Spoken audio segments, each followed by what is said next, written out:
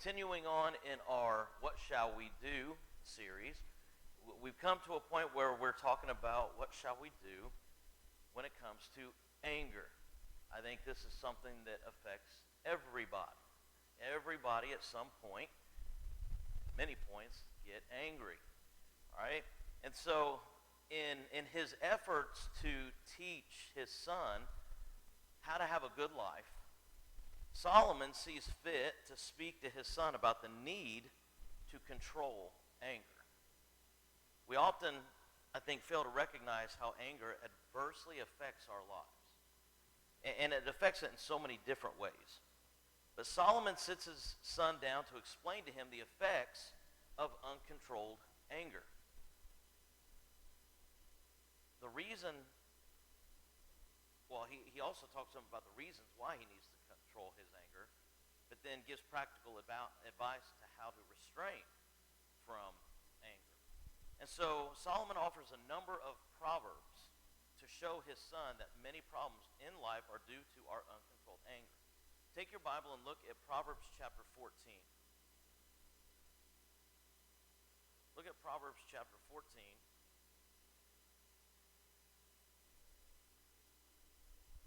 Look at verses 16 and 17. Proverbs 14, verses 16 and 17.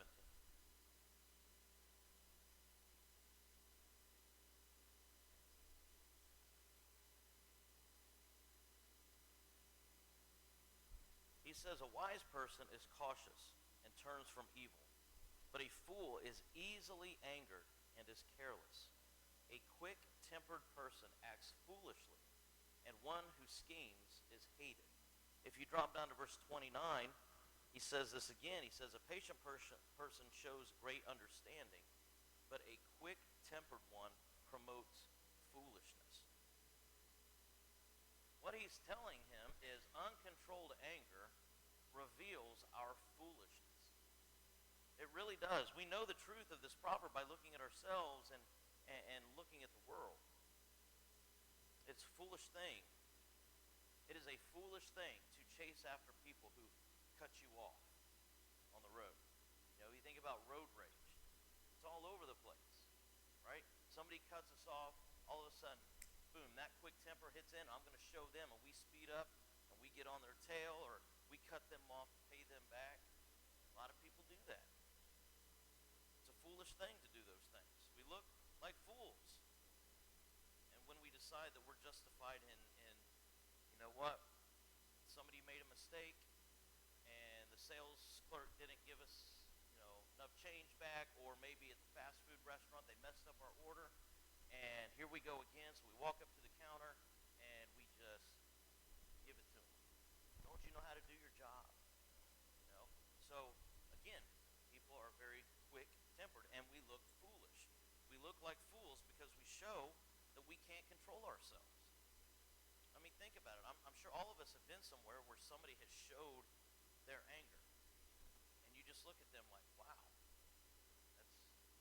it's pretty embarrassing, pretty foolish for them to be acting that way. But then he says it causes strife. If you look at chapter 15 and verse 18, a hot-tempered person stirs up conflict, but one slow to anger calms strife. Again, when you have that quick-tempered person, they just stir up all this conflict. They cause problems. They instead of calming the situation, they just stir it up. And then if you look at chapter 19 and verse 11,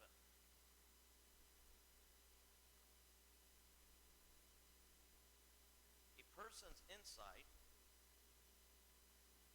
gives him patience, and his virtue is to overlook an offense. And then in chapter, did I say, let me see, chapter 15, verse 18.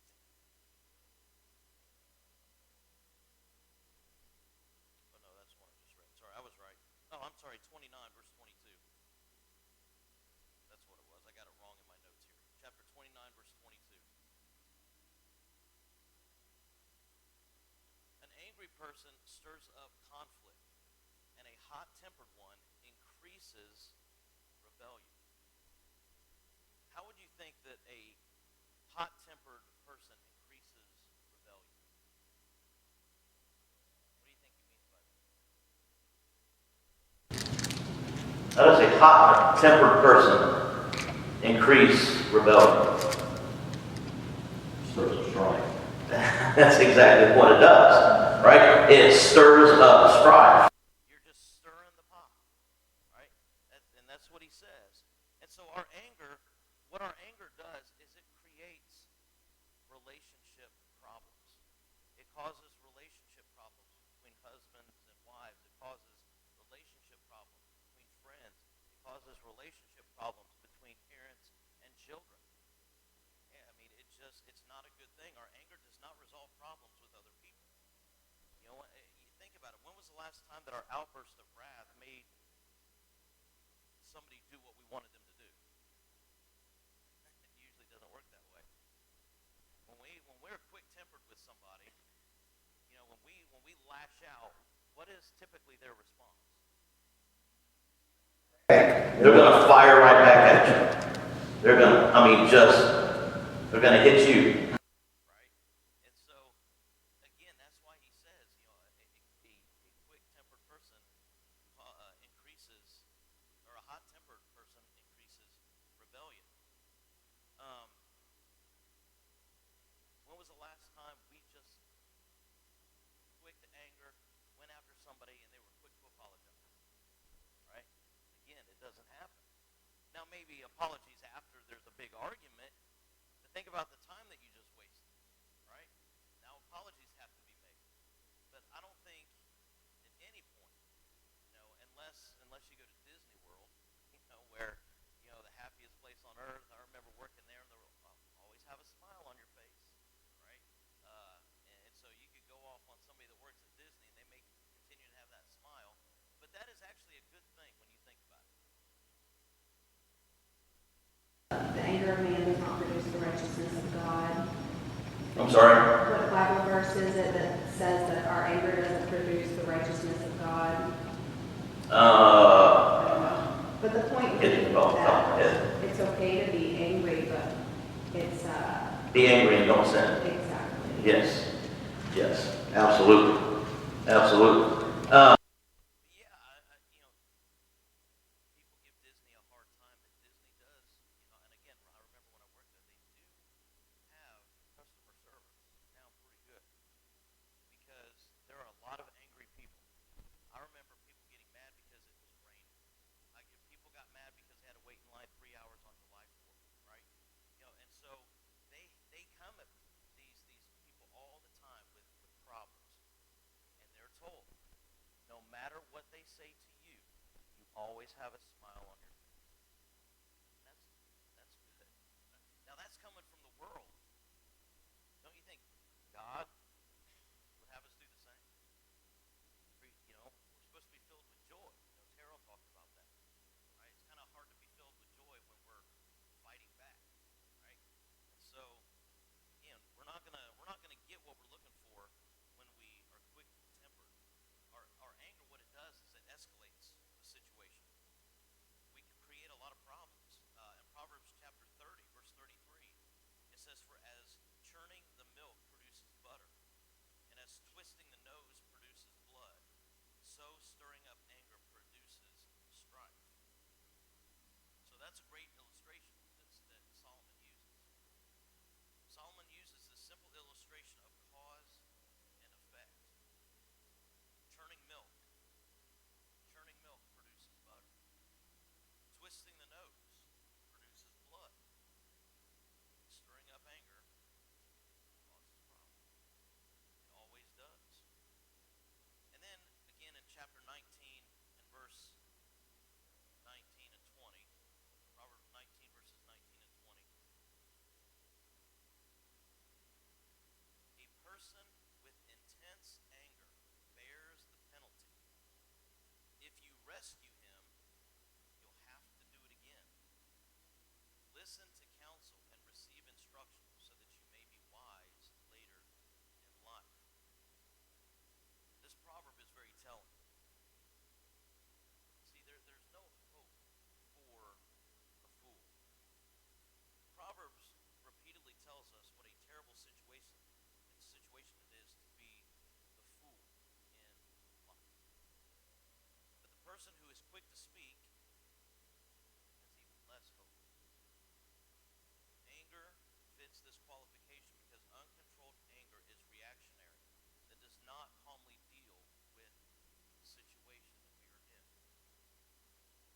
decide that we're justified with our uncontrolled anger, there's just no hope. There's no hope for us. We think what we're doing is okay, right? Somebody, our spouse, we come home from work and, our spouse doesn't make what we want for dinner. So we lash out at them, right? We lash out at the people that we're supposed to love the most. Sometimes I think we treat, people of the world a lot better than the ones closest to us because we want to have a good reputation. We don't want others to know. I know some quick-tempered people that when they are around people that they're comfortable with, that they know, they're just, anything sets them off. Anything and everything sets them off. But when they're around other people, they put on a good show. They don't show that anger, but guess who they take it out on? Once they leave, I can't believe they did this. Can you believe and now we're yelling at the ones closest to us, right?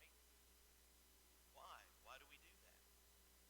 Why? Again, it's very telling that a hot-tempered man, he says, must pay the penalty. If you rescue him, you'll have to do it again. Again, it makes a similar point. There's no hope because we'll not learn from our mistakes. That's what he's saying. If you rescue this hot-tempered man, you're going to have to do it again. Again, and again, and again. There's no point in giving help to the hot-tempered because they're not in control of themselves. It's just going to happen again. Any thoughts on that?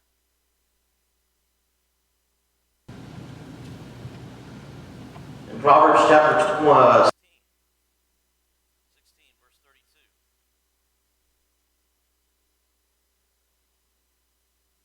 Patience is better than power, and controlling one's emotions than capturing a city. Do you see how God puts emphasis? I mean, look at how many passages we've already looked at on not being quick-tempered, on being patient. I mean, that's a pretty powerful verse. Patience is better than power. What do people want most in this life? Power. God says patience is better than power. And then he says controlling one's emotions, that's better than capturing a city. That's how much God thinks of not being quick-tempered. In chapter 25, verse 28,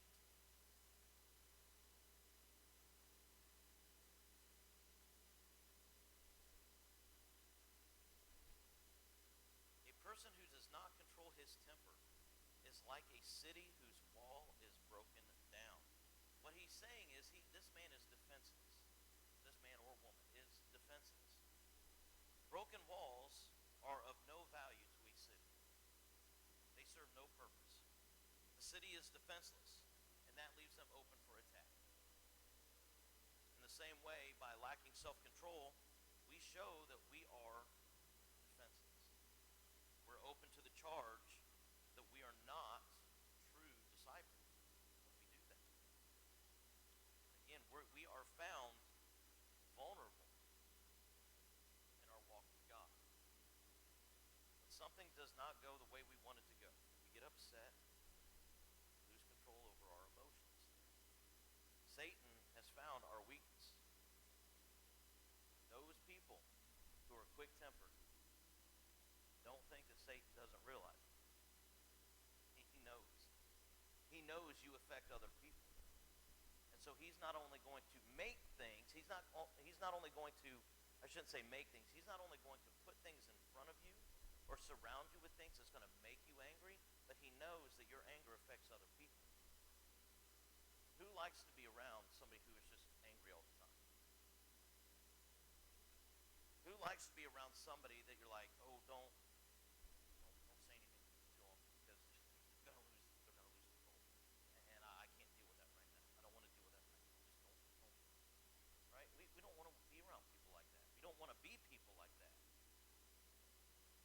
Again, Satan knows our weakness. He's going to do everything he can to put things in affects them and it affects other people. You have In our pride a lot of times. Mm-hmm. You know, somebody get the best of us. You know, verse 19, or chapter 19 of verse 11 says, good sense makes one slow to anger. You know, think good sense makes one slow to anger.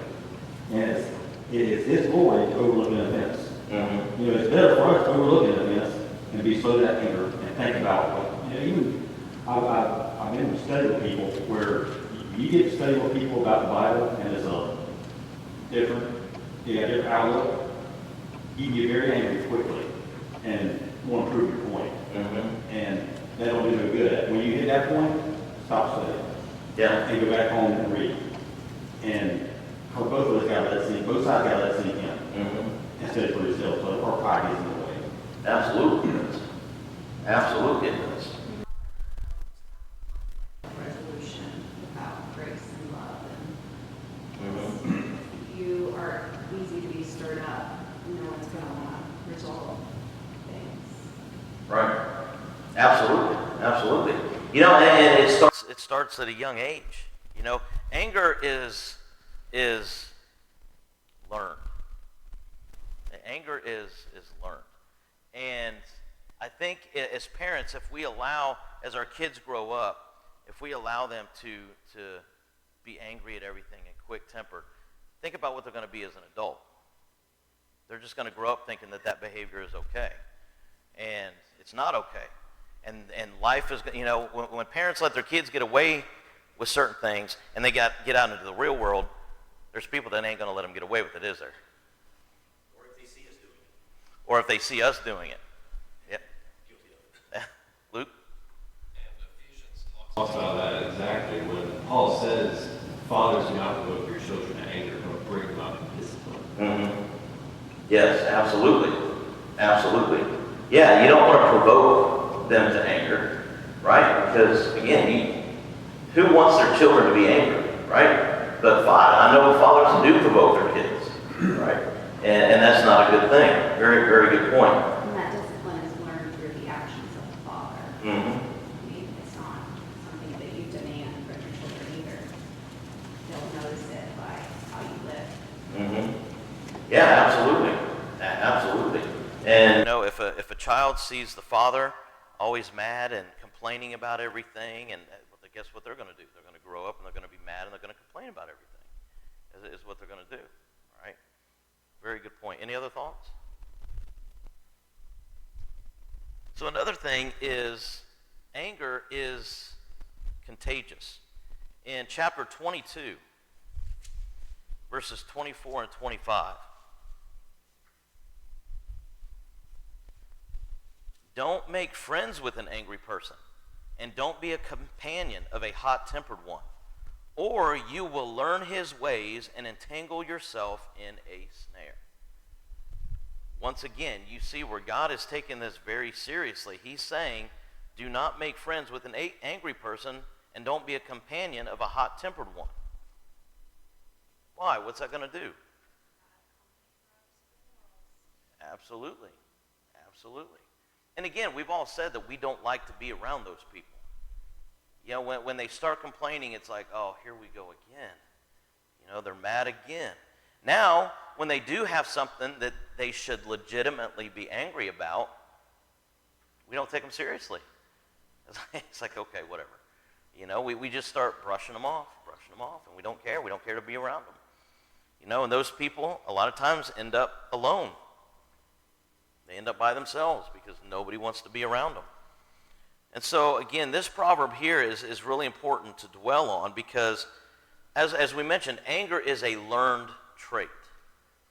It is an emotion that God has given us, but since the Bible does say, be angry, Paul said, be angry and do not sin. Jesus got angry, did he not? God gets angry, right? There's nothing wrong with being angry as long as it's for the right reason and you control that anger. Jesus, you know, we think that Jesus, you know, when he went over and turned the tables, some people would say, well, that was out of line.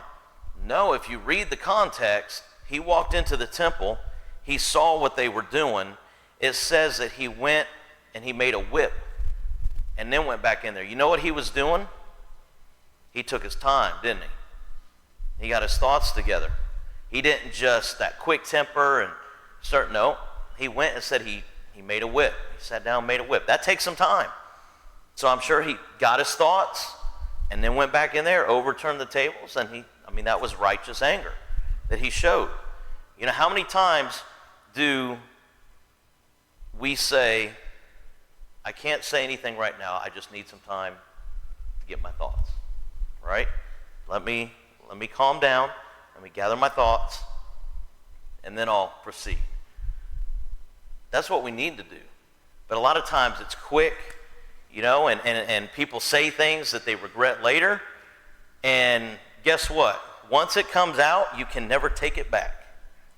And when you say something that is hurtful to somebody, you can apologize, but again, you can never take that back. And so that's why we've got to be very careful. Anger is a learned trait, as we talked about. Children seeing the father or even the mother with anger issues, and they grow up to show the same because they think it's okay. That's why Solomon says not to spend time with a hot-tempered and easily angered person. If you spend a lot of time with them, they're going to rub off on you, right? Think about people that complain all the time. If you hang around with them long enough, guess what you find yourself doing? Complaining. You know what? You're right. That is kind of messed up. You know what? That is a problem. You know what? We should, we find ourselves now looking at the negative on everything and complaining because they rub off on us. So we're going to learn the same traits, and Satan knows that. Satan knows that. And so as parents, we need to really think about this because we can very easily teach these characteristics to our children. And I know that, that's the last thing any of us wants to do. But, again, some of us, I think we do without realizing it. We teach our children that outbursts of wrath are the way to deal with negative situations. Now, are we perfect? No. Have all of us got angry rather quickly before? I would say yes. I think we all have, but again, that's something that we have to learn to control. We have to learn to control. The New King James Version says, set a snare for your soul. We're putting our souls in jeopardy when we associate with people that have a hot, quick temper. Satan knows it. He wants us to be around those people so that we develop the same characteristics as them, so that we just pass it off on to somebody else. Now, he wants that. That's why God says, do not hang around those people. Call them out. Listen, you're an angry person. And honestly, sometimes they may need to get professional help because it's gone on for so long. Just like we talked about with depression. Sometimes people, just read the Bible and you'll sometimes it may take more than that, right? Sometimes we may have to seek professional help if we cannot control certain emotions. So, what are some reasons to control anger? Some reasons. Number one, I think it shows strength. It shows strength. In Proverbs chapter 16, verse 32, it says, he who is slow to anger is better than the mighty, and he who rules his spirit than he who captures a city. We read that a moment ago. Strength of character is greater than any strength in muscle. We gain respect, we gain appreciation by others when they see the strength to control our emotions. If they see something happen and they see that we're like calm and collected, they notice that. They see that. How can we claim to be a follower of Christ and just let anger just rage? Let it go. We can't. People are watching. They're going to see that behavior. It shows wisdom. In Proverbs chapter 15, verse 23, a man has joy in an apt to answer, and how delightful is a timely word. Wisdom is the ability to say the right thing in a difficult situation. That's what wisdom is. The ability to say the right thing in a difficult situation. Rather than reacting, we need to calmly and rationally speak, which brings joy to our own lives as well as the lives of others. Proverbs 14, verse 29, he who is slow to anger has great understanding, but he who is quick-tempered exalts folly. So it shows strength, it shows wisdom, but then it also brings honor. Proverbs chapter 20 and verse 3, it is to one's honor to avoid strife, but every fool is quick to quarrel. Uncontrolled anger does not achieve the results that we think it's going to achieve. And I don't know why we keep fooling ourselves into thinking that it does. It doesn't. It really doesn't. We think that our anger is going to cause another person to do what we want them to do. And it doesn't work that way. Uncontrolled anger does not bring an apology. Uncontrolled anger does not bring resolution to problems. Anger escalates the situation. It stirs up strife, and a harsh answer brings about even more anger. While we've been talking about being nicer to the unhelpful clerk at the store or the bad driver, again, what about the hot answer on the family? What about what we do to our own family? Anger does not bring the desired result in the home. It doesn't. Two results take place when we use harsh words in the home. Neither one of them are desirable outcomes. We use anger to get our way, but all of these proverbs are showing that we do not get our way. In the end, we don't get our way. We find strife. Again, you may have a child that will get angry and yell and scream and cry and throw a fit until they get their way. And if parents give in to that, guess what they're going to do again? Guess what they're going to do again and again. Now they're out on their own. What are they going to do? They're told no. You think they're going to pitch a fit? Be angry? Show themselves? Be a Christian? All right? Again, we've got to be careful. We use anger to get our way. We're not going to cause our spouse or children to do what we want through uncontrolled anger. It just doesn't happen. You will have an argument with your spouse, and then you'll build resentment in your children. The atmosphere of the home is conflict, strife, where outbursts of wrath and uncontrolled anger exist. Proverbs chapter 17, verse 14. The beginning of strife is like releasing water. Therefore, stop contention before a quarrel starts. We make matters worse through anger. We really do. Are we going to get angry? Yes, we are going to get angry. But at the same time, it's got to be that controlled anger. If somebody says something that upsets us, again, you know what helps, honestly? We talked about Disney a moment ago. If you smile, when you smile, it automatically makes you feel better anytime you smile. Now, I'm not saying if your wife has an issue with something you did that you start laughing about it. I'm not saying that. But at the same time, you know what? Let's talk about this. All right? Let's talk about this. It doesn't matter if one person, this goes with your spouse or anybody, if one person takes it to this level, do not allow somebody else to determine how you're going to act.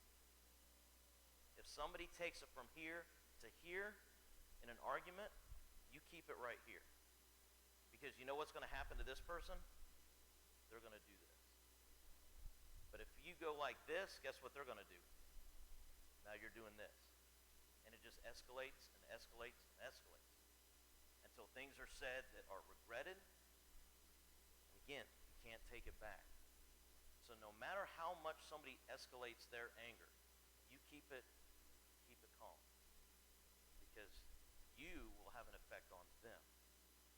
they will realize that they are acting like a fool. And they may start to bring it down a little bit. Any thoughts? We've got a couple minutes left. So, how to restrain anger. I put number 1, know the outcome of a hot answer. In Proverbs chapter 15 and verse 1, it says, a soft answer turns away wrath, but a harsh word stirs up anger.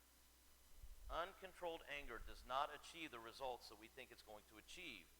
Again, we think that our anger is going to get the other person to do what we want or to believe what it is that we're saying. And it doesn't work. I think we all know that it doesn't work. It does not do any of those things at all.